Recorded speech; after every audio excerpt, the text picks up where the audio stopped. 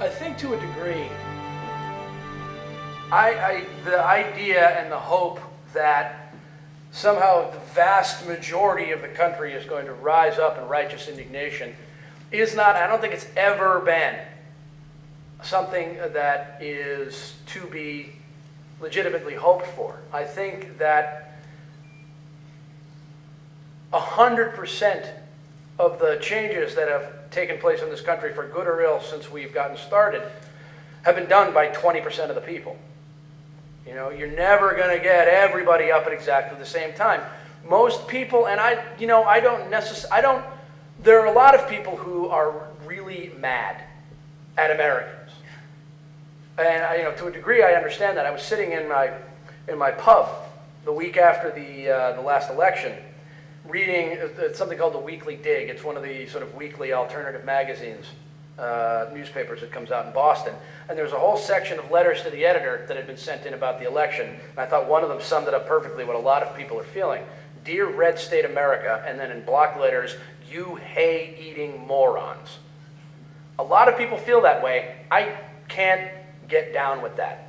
Most people are running as fast as they can to stand still. Most people are scrambling like crazy just to hold on to what they've got.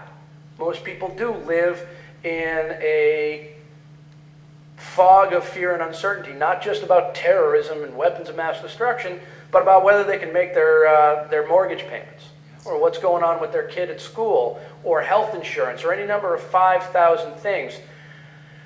And so I think being an American citizen takes an enormous amount of work. It takes a very little bit of fear and intimidation to get people to just sort of back down. As far as the point that you made about getting the country in an uproar periodically, and if we don't do that, things will become, we'll lose our democracy. I think that these guys in the media and in government, to no small degree, have done a masterful job of kind of doing both things. Because once a week or once a month, the entire populace is totally outraged about Michael Jackson, or about the Runaway Bride, or about Terry Schiavo, or about, O.J. Simpson, or Paris Hilton, or whatever. We get worked up into a froth over total crap. And we get that out of our system, and I'm out again. And the rest of it doesn't get covered. So they've managed to kill two birds with one stone. They get everybody hyped up, but about the stuff that they want people to get hyped up about. Now, Eric Blumrich, I don't know if you are aware of this guy. He's one of the reasons why I think the push to get internet connections and computers into poor rural communities will work. Because television is the medium of control. It's brilliant. It's marvelous at it. Production quality on the internet is getting to the point where it's equal to the best stuff you see on television. It's really good. And I was a litigation paralegal for years before I got into teaching. And the quantum leap forward in running trials was to stop standing there and reading the deposition of the person who couldn't be there as a witness into the transcript, because the jury would fall asleep as you read the transcript. We would get videotapes of the depositions, and we digitize them, and we put them on screens. And they were like, and we had them. We never lost. If we use that stuff, we never lost. It's the medium. And the computer world is reaching the point where we can equal that kind of production level. This guy, Eric Blumrich, put out a Flash animation a couple of weeks ago titled The Media, and it's a TV. And it shows him with a remote control, and he flips on, you see the logo for CNN, and it's Mike Malloy's voice doing the overview. And it's Michael Jackson, Martha Stewart, Martha Stewart, Michael Jackson, Martha Stewart, Paris Hilton, and he bangs on the TV, changes the channel to MSNBC, Paris Hilton, Michael Jackson, That's it. It was the most brilliant bit of satire I'd seen in a very long time. So, yeah. Yes? VNS went out of business a while ago. VNS, I don't know if you all know, they're the ones who did the exit polling for years and years and years and years and years. A friend of mine's downstairs neighbor worked for them. They're gone. They don't exist anymore. Either they went out of business or they just hung it up. I don't know exactly what happened, but they have a telephone number And I think they have a website, but it doesn't really go anywhere. They don't exist anymore. So yeah, exit polls are, for the foreseeable future, shot to pieces and probably not going to get done. They won't, I mean, my favorite part about watching the outcome of the 2004 election was Daily Costa blog and a bunch of other blogs put up the first exit polls, and it had Kerry leading in 5 out of 6 of the most important swing states. And you knew that the CNN guys had seen this stuff, but they wouldn't talk about it. They weren't going to make the same mistakes they made in 2000. They'll make whole new ones. But you could tell, and they just sort of visibly deflated, and they started talking about, I mean, Karen Hughes told Bush he was going to lose. Right. Told him he was done, you know? So as far as I know, yeah, polling data is, or exit polls are kaput. Yes. Yes, sir.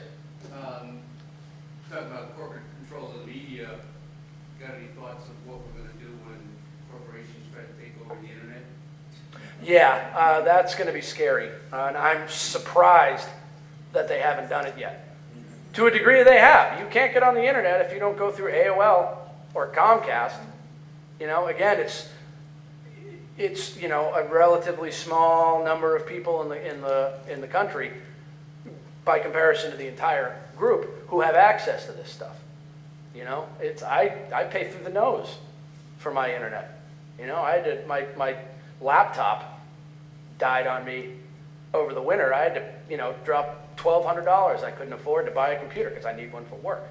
You know, to be able to walk around and make your house payment, make your car payment, put your kids through school, buy food, buy clothes, spend $2.50 a gallon on gas, and then be able to afford another $50, $70, $100 a month on an internet connection, plus the price of the computer that's probably going to break in a couple of years because you were dumb and bought a compact machine or something like that. It's a tall order. To a degree, they don't have to. To a degree, they don't have to take it over in the way that you're talking about. I'm surprised they haven't turned it into something like cable, where you have to subscribe and you get particular channels. And right now, anybody who knows HTML and can get online can put up a website.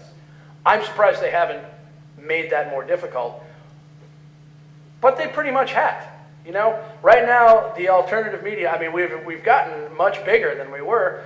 Truth Out pulls something like 7 million readers a month, plus the people who copy and paste and send it out and copy and paste and send it out that we can't track because we're not getting our links clicked. But it's the same 7 million people. You know, it's not growing. And in order to grow, it has to reach into the communities that can't afford it, don't have it. That to me is how the alternate media is. I mean, my dream is to turn television news into I mean, it already is as irrelevant as, you know, what are those? The long commercials that they run at 2 in the morning, the spray on hair. Infomercials. Thank you. But in order to do that on a very local level, these machines and access to this stuff has to be moved out of Concord and Newton and Cambridge and Boston and into Dorchester and into Roxbury and, you know, way the hell out in the middle of the state and into Nebraska, you know, into places where, you know, people can't afford it or don't have it or, you know, maybe don't even want it. You know, again, being underinformed and just saying yes sir and following along what you're told is becoming very meritorious in this country these days. Yes? I'm wondering if you could talk a little bit about how Truth Out is actually run, how the editorial decisions are made, and how you manage to keep it going without being whammed by the corporate interests. It's a happy dictatorship, in no small part. Truth Out got started by a guy named Mark Ash, who lives out in Los Angeles, and basically he worked on the Gore campaign in 2000 and was appalled and disgusted and freaked out, as most of us probably were, but the kind of coverage that happened up to and then after the election, particularly about what happened down in Florida. So he was like, screw this. And he started very slowly building this news distillation service, which was essentially him sending out emails of stuff of stories that he thought people needed to know. Which is funny, because I started doing the same thing. You know, completely independent of them, I would read something in some newspaper somewhere and be like, oh, damn, this is crazy. And I'd send it off to all my friends. And after a while, they'd be like, stop sending me emails. But it grew and it grew and it grew and it grew. And there are two or three things that he did that were absolutely brilliant. The first is that he applied for 501c3 nonprofit status. Now what that does is allows Truth Out to take in donations that are tax deductible. And what we have to do is we can't say vote for this person and we can't say don't vote for this person. We have to kind of tiptoe around that a little bit. When you apply for 501c3 nonprofit status, as you're waiting for your application to be approved, the law says that you can act like you're already a 501c3. So he expanded the organization, he did really well. Nobody begs better than Mark, as some of you are aware of in the emails that you get. Oh my God, everyone's gonna die if we don't get the money. He's really good at it. And the second really smart thing that he did was after building the infrastructure and really providing an excellent product, people are very loyal to Truth Out. We are supported by maybe 10% of our readership actually gives money, but it's enough to pay. Right now, I think there are 13 or 14 full-time people getting paid a living wage. And that's the trick. When I first started at Truth Out, I was making $75 a week. That was like beer money, because I was teaching at the time. And I only had a small segment of my day that I could donate to the organization, because it was my second or third gig. When you're running a website, that your time allotted to be able to do something with it is your second, third, or fourth, or fifth thing you do during the day, you don't have an enormous amount of, you don't have the ability to really turn it into something. He got 2 or 3 technical people, 5 or 6 editors, a whole bunch of sort of lower echelon technical people to handle this, that, and the other thing, and pays all of them a living wage. It's not a lot of money by any stretch, but it was a teacher's salary. And that's when it really took off. You know, that's when me, Scott Galindez, Mark Ash, Wild Horse, Pascal, Steve Weissman, and all the rest of the people who are integral to the organization were able to dedicate all of our attention to it. The way that decisions get made is that you have 5 or 6 or 7 or 8 editors reading something on the order of 20 or 30 newspapers a day, and culling from them the best stories that they think people need to know, and then submitting them to the central group. There is an editor of the day. Every day there's one person who's the editor of the day who chooses the stories, the order of the stories, and the headlines and all the rest of it. That person takes all the submissions in, makes a rough edition, presents it to the editors. The editors all sit around, we should run this story, I think this one's better, let's tweak this headline, blah, blah, blah, blah, blah. Then it's finalized and then it's sent out. Now, it used to be pretty much entirely us taking stories from print journalism. And Truth Out, the existence of Truth Out is proof positive that there's still an enormous amount of merit left in the print media. If the print media were in the same moral and ideological and content level as television, we wouldn't have anything to do. But we've been building more and more and more towards writing our own stuff as opposed to nabbing things from other, because sooner or later, the New York Times is going to get sick of us stealing their stories. Right now, they can't do anything about it because 501c3 offers a level of protection for educational purposes and yada, yada, yada, that frankly has never been tested in a court of law. And if they lose, if they sue, if the mighty New York Times sues Truth Out and loses, then the barn door is wide open. And that's, you know, that's a thing that they probably don't want to deal with. So just let me, I've been meaning to say this, and before I forget about it, I'll get to your question in a second. I wanted to, when I tell people that I read 20 or 30 newspapers a day, a lot of times people just kind of plots.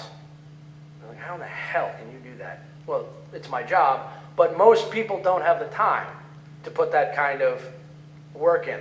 So I always throw a pitch for the best website that's out there as far as being able to gather information, and that is, I mean, Truth Out is great, but Truth Out's a fixed number of stories a day. It's not an enormous amount of stories. If you really want an absolute Mississippi River of information to play with. A website called Democratic Underground.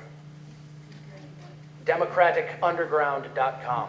It started on January 20th, 2001. The guys who started it, it was their second or third or fourth gig.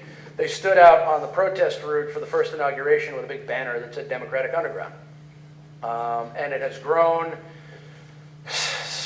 Tens of thousands of people participate every day. It's forums, it's original writing, and it's nuts. I mean, it's crazy. It's internet group dynamics, so it's all these people fighting. The Kucinich people are fighting the Dean people, are fighting the Clark people, are fighting the Kerry people, are fighting the Greens, are fighting the independents, and everybody's wrong. But the latest breaking news page and a lot of the discussions happening in the general discussion section, it is two perfect examples of why I really find this site to be utterly invaluable.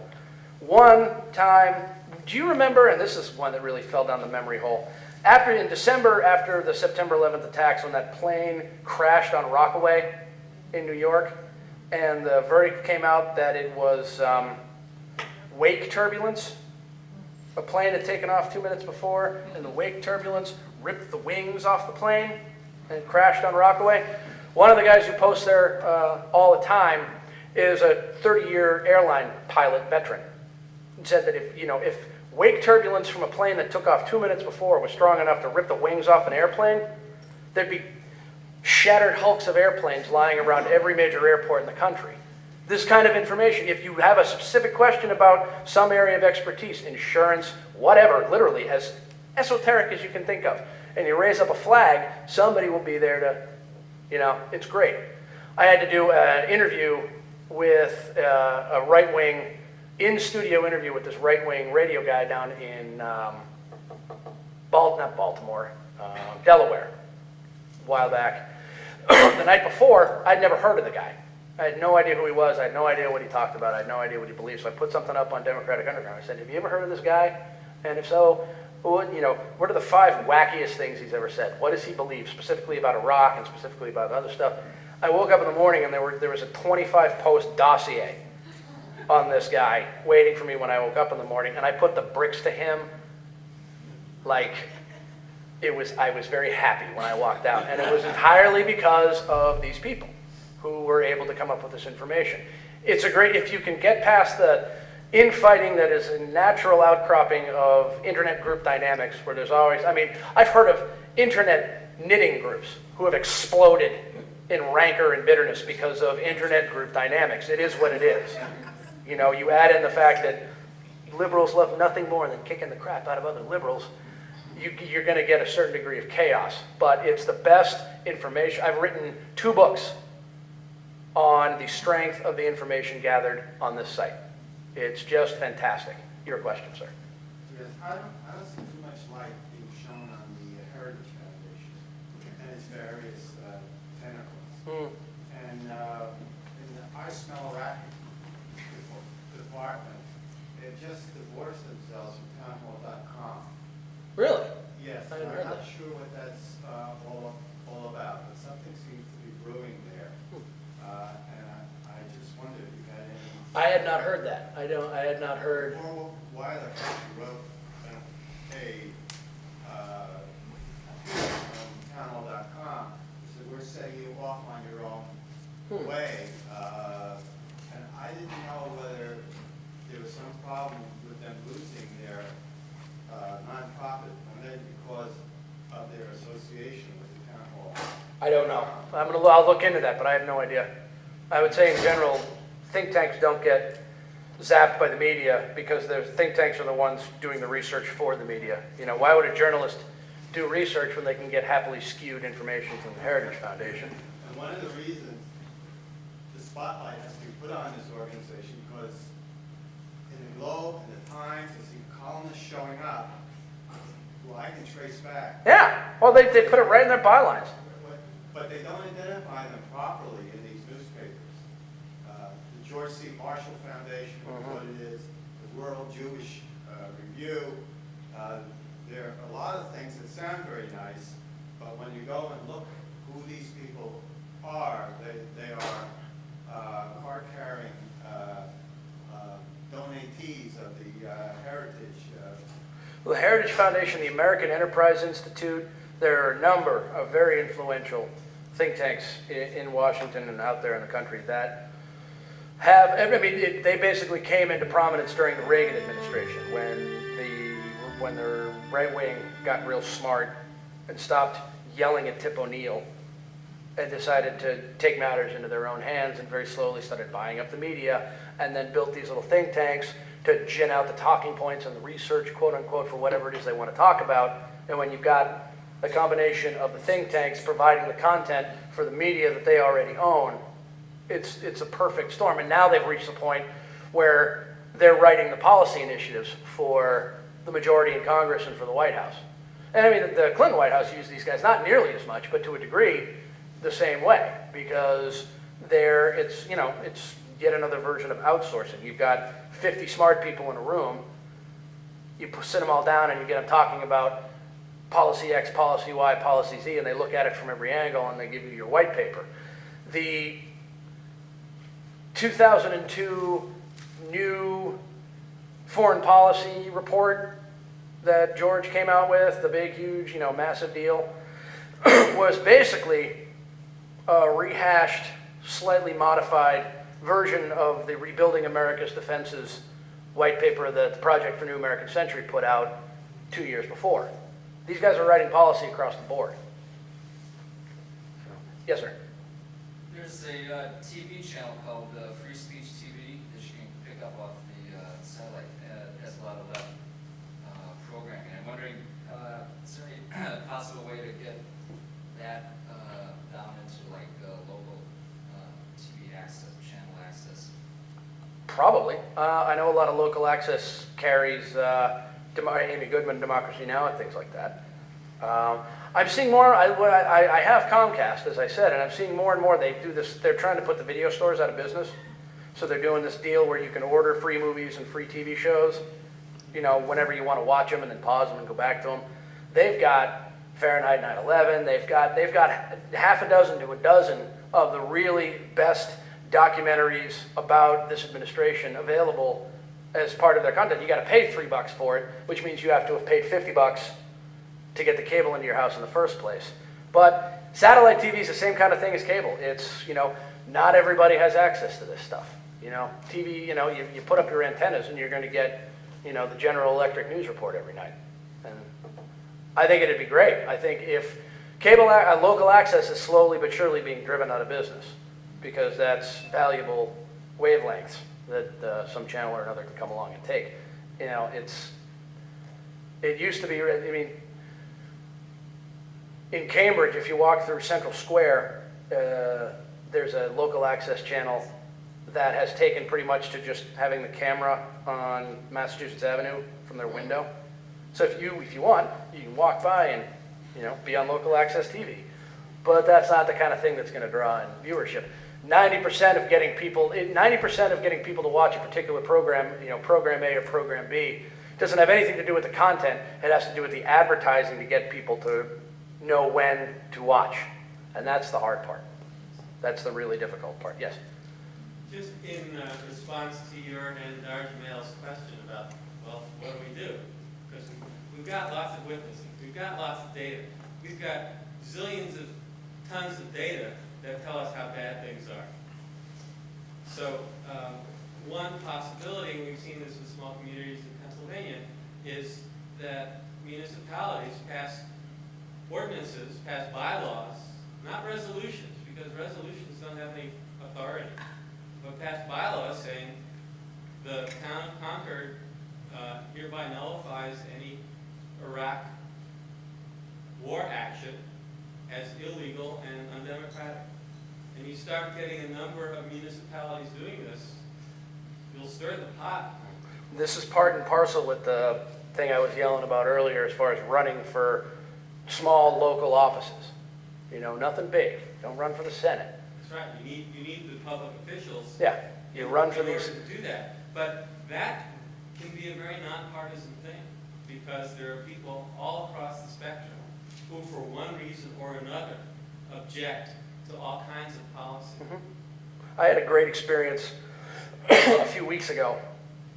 I was up in New Hampshire. A friend of my mother's was going in for some pretty serious back surgery, and scared to death. So we had kind of a get-together, you know, good luck, here's some stuff to take care of you, blah, blah, blah. And a whole bunch of her friends came over, and everyone was kind of giggling at one point because one of the people that was coming over was a dude named Judd.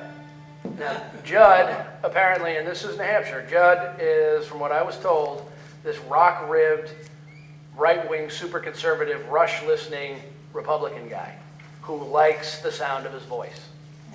And my mom and her friends are all, and you know, he kind of drives them out of their tree, so they were wondering what kind of crazy apocalypse was going to happen when he and I got into a room together.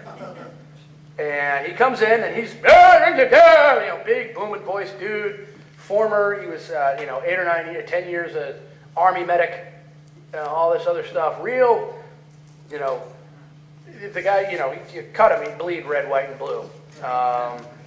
And he's, and he finally gets around, we start having a nice conversation. He's like, what do you do? I'm a journalist. What do you write about? Politics. What have you done? I wrote a book about Iraq, saying there were no weapons of mass destruction there, no reason to go to war there. I wrote it 6 months before the invasion. The room behind us gets quiet, because everyone's like, okay, here we go. And he looks at me and he says, so what, you think the war in Iraq was a mistake? I said, yeah, I think it was a total disaster. Now it's really quiet. And he kind of nods his head and looks at me dead in the eye and says, me too. And it turns out that as I was listening to him, you know, I really liked the guy. He was a character. I bought all this really nice, expensive, you know, yuppie Boston beer, you know, as my contribution to the gathering. And he tries one of this sort of like really wacky, esoteric IPAs that I bought. Was like, patoo! Went out to his truck and came back with his own cooler of Budweiser. And he got into his Budweisers, and he and his 3 or 4 friends who were there started telling war stories, because they had all been in and around Vietnam. And one story he told, which kind of slotted in my understanding of where he was coming from as far as Iraq goes, is that his first medical assignment was to the hospital in San Francisco, where the worst of the worst of the worst of the worst of the wounded from Vietnam were sent. And he swam through that for years. So I think that he has a truly unique perspective. I haven't come across a lot of old soldiers, former soldiers, even current soldiers, who think that this war is a great idea. You know, it's the keyboard warriors. I think one of our biggest problems as quote-unquote progressives is stereotyping. Sure. We wonder why, you know, people in other communities don't want to talk to progressives. It's because we look down our noses at them. We look down our noses at each other. You know? It's hard to get a consensus in a room. But the point is that you can't listen, you can't have a conversation with people when you disdain them. Sure. And it's part of the divide and conquer that the corporate class has always done. It sets us against each other. You're And absolutely it's right. time for us to, because if we unite, they are sunk. It doesn't have to be violent. No, it absolutely doesn't. Every single important social movement in all of history has begun with a conversation. And you cannot have a conversation with someone and hope to have any kind of effect if you're peeing on them. It just doesn't fly. Yes, sir. Just to follow up on this, kind of in Arlington, we're trying to pass a resolution to bring the National Guard home, and it's stirred up Hornet's nest. Yeah. So, I don't know, maybe we can switch to a bylaw next time. Well, then they'll have to bring them home. Yes. It seems to me we need to turn up the volume on what the foreign media is saying. And I'm thinking of what's going on in Brazil right now, but I don't think people know about the countries that are meeting there. And somehow, how can we turn up that volume? I don't know. Who's that try? True that. We run foreign stuff daily. Half of our content is The Guardian. You know, I love British journalism. I love Julian Borger. I mean, he's just an extraordinarily good. Greg Palast is fantastic. The Telegraph. I mean, they're the ones who broke the memo story. The Independent is a fantastic publication. Even the Mirror gets it done from time to time. Their cover after the election was one of the greatest things I've ever seen in my life. Have you seen that? How can 5 million? How can 51 million people be so dumb? And they showed this picture of George like, doopity-doo. It was really funny. We have one of the people that we have working at Truth Out is a woman named Leslie Thatcher, who will translate articles from Le Monde. We get people translating German stuff, Der Spiegel, which is an extraordinarily good publication. You know, it was Der Spiegel that let people know that, you know, hey, governments like Germany were warning the United States about airplanes flying into buildings way before this stuff happened. You know, that one went right down the memory hole. So we try, but again, it all runs into that brick wall of the difference between the alternative media and the mainstream media and access. You know, they've got the high ground. TV is the high ground. It is such an incredibly powerful tool. I hate television. I can't stand it. But whenever I'm in a restaurant or in a bar and the ball game is on in the corner of my... It's like, you know, I used to date a woman who would slap me across the head because I'd be looking over her shoulder while she's talking to me. Yeah, okay, honey. What? You know, I mean, that's the high ground. And... You should have kept her. Yeah, tell me about it. That's the high ground. And how we're going to take that, I don't necessarily know. I think it's going to be long, slow pressures. One of the reasons why liberals and progressives and the left are kind of kicking the crap out of each other is because we're so frustrated. Because we feel completely powerless before this tide. It's an incredible statement that people keep working. And I'm a big believer in what goes around comes around. In order for it to come around, people have to keep their shoulder to the wheel. But knocking that thing off of its pedestal is going to take it's been a part of our lives for 50 years, you know? It's going to take an enormous amount of time and effort to do it, and money. You know, someone is going to have to start the slickest, most well-produced, best, most entertaining, funny, witty 24-hour cable news show or program or channel in the history of the world to counteract this stuff. And even then, it's going to take a while. They bounced Donahue in 3 months? He barely lasted a day. You know? Yeah? Well, you know that there's now Gore starting a channel. I heard, yeah. I heard that. I don't know I do not know in what level of development that's in. I was wondering if you could comment on the imminent conversion of digital television as it relates to access, trying to reach people. You're talking about the rise of digital TV? You know, high definition TV. One cannot swing his dead cat by the tail without striking a commercial about buy your 4,000 foot high res super TV. Well, I mean, yeah, there's a very small number of people who, this is kind of funny. One of my best friends in the world is an executive vice president at Clear Channel, actually. And he knows he works for the evil empire. He's a good, solid, liberal citizen who knows he works for the evil empire, but it pays for his house and it's helping to pay for his brand new baby boy. So he's actually kind of funny about it because he reads all of these different criticisms of Clear Channel fully in control of this and that and the other thing, and it's run by the Republicans and they're totally umbilically connected, and it's this huge, you know, octopus of an organization. And he says, you know, I wish that that's what it was like. It's not one giant overmind running everything. It's 1,500 little individual fiefdoms making money any way they can, and that all goes up.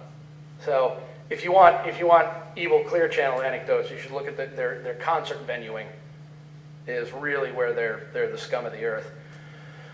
I forget what I was talking about. I think I was talking the digital TV thing. Executive vice president, that's why. So he makes a pretty substantial salary, and I walked into his new house, and there sitting in the living room was this huge, huge television. I'm like, oh, that's pretty damn cool. He actually almost, the first time the Patriots won the Super Bowl, we were watching the playoffs, and some call went against us. He took his hat and whipped it at the TV, and it went off. And we all sat there like, oh, because he paid $1,600 for the thing. Oh, That's like my old car wasn't worth $1,600. It turns out he hit the off button with the little thing on his hat. Man, but his wife looked like she was going to gut him right there. So it's just another way that information becomes accessible only to people who can afford it. And for everyone else, you get the lowbrow crap. I mean, I'm yelling and screaming about the 24-hour news services, the CNNs, the MSNBCs, the CNBCs, and all the rest of it. There is nothing in the world more brainless than the local 5 o'clock news. That's the dumbest stuff in the history of the universe. And that's what a lot of people wind up watching. And, Michael Moore did a fabulous job on this, talking about this in the Bowling for Columbine and also in September 11th. They scare the hell out of us every day. Escalators will eat your children, This is what investigative journalism is about now. It's devolved into very simple stories that kind of tweak people out about, nothing's more scary than the thing that you're used to dealing with every minute of the day suddenly becoming incredibly dangerous. Like rattlesnakes are going to spring out of this or something. That's really what gets people going. Fear gets people going. Except the two scariest things in the world now, they never talk about. That's thousands of nukes aimed at each other on hair trigger alert and global warming. Mm-hmm. Well, yeah. Shh. Runaway bride. Runaway bride. She's got a criminal record. It's fascinating. She's a shoplifter. She went to Vegas. I know more about this than I have any real desire to, but you can't avoid it. You can't avoid it. It's like it saturates your skin. Yes, in the back. How can we get organized? Um, I don't know if you can answer that question. well, there are a lot of really good organizations that are out there. How can we get organized? There's Media Matters. There's Fairness and If you want to focus specifically on media activism, Fairness and Accuracy in Reporting, FAIR.org, is pretty much the best site I've ever seen as far as that stuff goes. I used to teach. I taught journalism, and I used to use Fairness and Accuracy in Reporting as part of my final exam for the kids, because they would do the 10 stories that didn't get covered.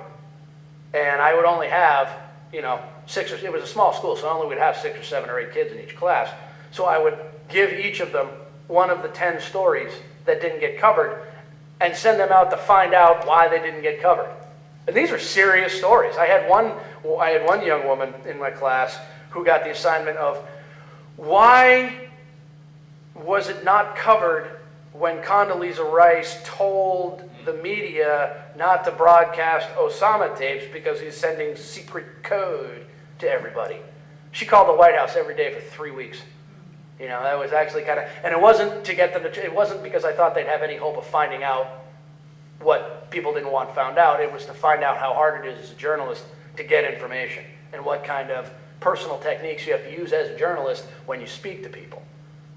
Fairness and Accuracy in Reporting is an extraordinarily good organization. Democracy for America, to a degree, kind of depends on where you are, because some of those groups can be a little wacky, but some of them can be really good.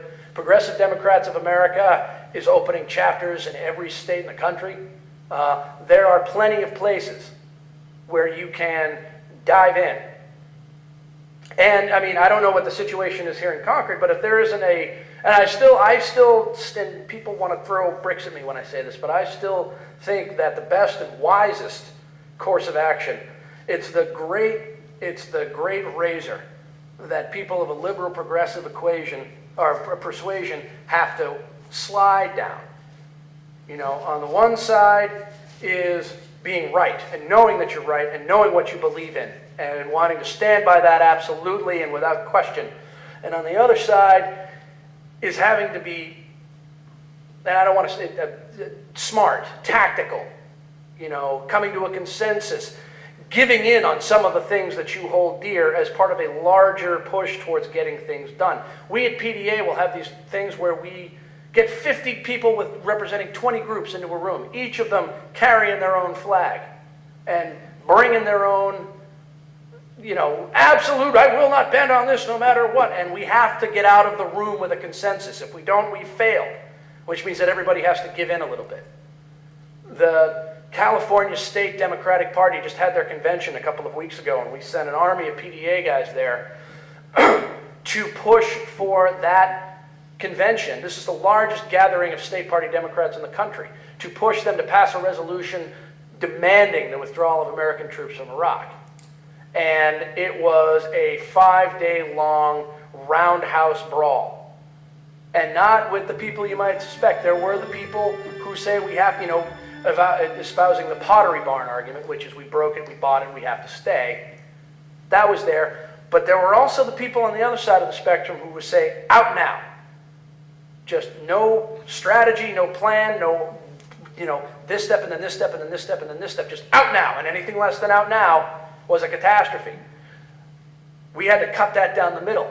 And we actually got the California State Democratic Party to pass a resolution demanding the withdrawal of American troops from Iraq. And the way we did it was by inserting the words, as soon as possible. And it's not satisfactory, but it's as good as a consensus is going to get. Progressives and liberals, to a large degree, are islands unto themselves. And as long as we remain this sort of archipelago, none of us bending even a little bit on our principles, this, that, or the other thing, we are never going to get anywhere. So it's sliding down that razor, and man, it's hard. I thought being a full-time journalist was difficult. I thought, running around like a crazy person, 18 hours a day, 15,000 words a week. I thought that was hard. Working for an organization like PDA where we get called the vilest names in the book for bending just a little bit and allowing the words as soon as possible so that we can say the California State Democratic Party just passed a resolution demanding the withdrawal of troops from Iraq. That's huge. It's really hard. It's really worth it. And I mean, you're always going to have a certain fractious element in any political party or any political organization anywhere you go. There are plenty of groups for you to go and get organized with.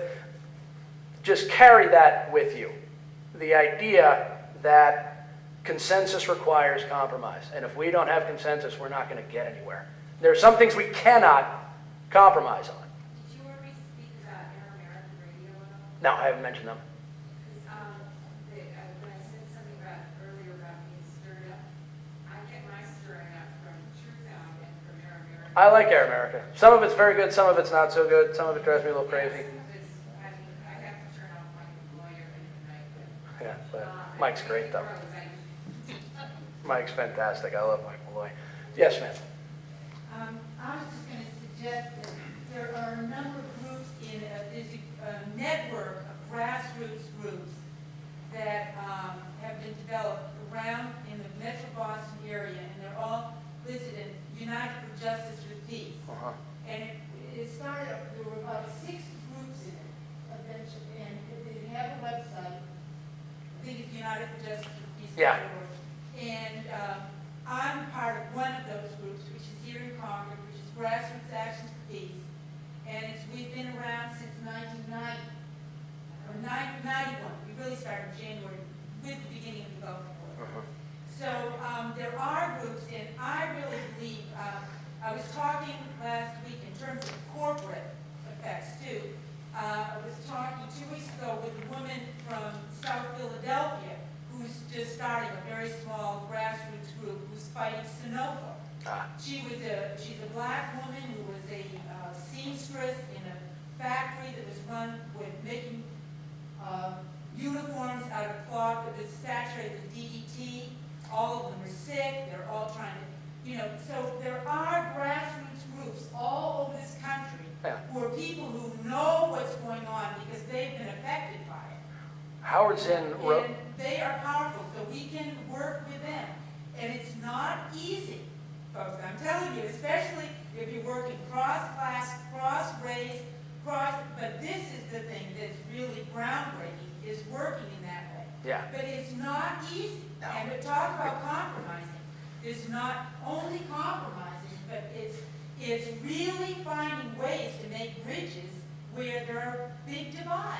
One of the things that PDA is working on very hard right now, we've achieved a pretty significant amount of success, is reaching out and absolutely joining forces with the hip-hop community all across the country. And we had a great thing in DC during the inauguration That's just getting started. And I mean, that is one of the most important aspects of it. It's been a mystery to me.